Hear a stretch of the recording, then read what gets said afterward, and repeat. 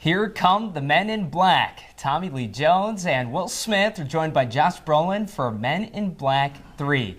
And Agent LCJ is here to give us his take on the film. How you doing? Hi, good. So Men in Black was a surprise hit at the box office in 1997, and then Men in Black 2 was released in 2002. Wasn't as big with critics, but still made a ton of money at the box office. Now, after 10 years, numerous production problems, and over 3 years away from the big screen for star Will Smith, we finally get Men in Black 3. Smith and Tommy Lee Jones reprise their roles as agents J and K, who now feel their relationship is missing the original spark, and that they're getting too old to continue hunting down and killing aliens.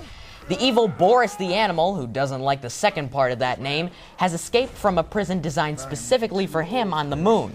He wants revenge on K for blasting off one of his arms over 40 years ago. After a failed attempt to kill K in present day, Boris decides to travel back to 1969 and kill the younger K.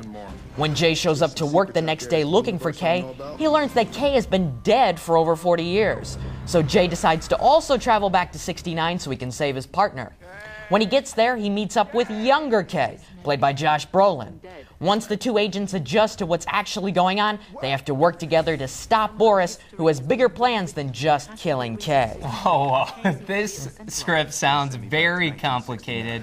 Did you have to see the first movie to understand what was going on here? Well, I mean, the moving back and forth in time with the story does mean that you do have to pay attention, but everything does make sense and all works out and comes together at the end, including a late surprise that's pretty effective. The credit goes to screenwriter Ethan Cohen for making us work a little bit, but still keeping this story fun. It's good to see Will Smith back on the big screen. Yes. How is he and the rest of the cast? He's on top of his game as usual. Jones has more of a supporting role this time, but really the best performance in the film by far, that goes to Josh Brolin, who's the perfect choice to play younger K. He's mastered Jones's delivery and timing and brings depth and heart to this character, which is great. And Emma Thompson's in the supporting cast, along with Bill Hader. He has a very funny cameo as Andy Warhol. Now, those familiar with the Men in Black films, they know they're a combination of sci-fi, action, and of course comedy. Do they all blend well together? They do. You don't laugh a ton throughout this movie, but there are some nice comedic touches and some funny lines. The special effects and the action scenes, they aren't at the Avengers level, but that's okay. They're not supposed to be. I mean, the bottom line is they fit well with the tone of this film. Now, as you mentioned, it's been 10 years since Men in Black 2.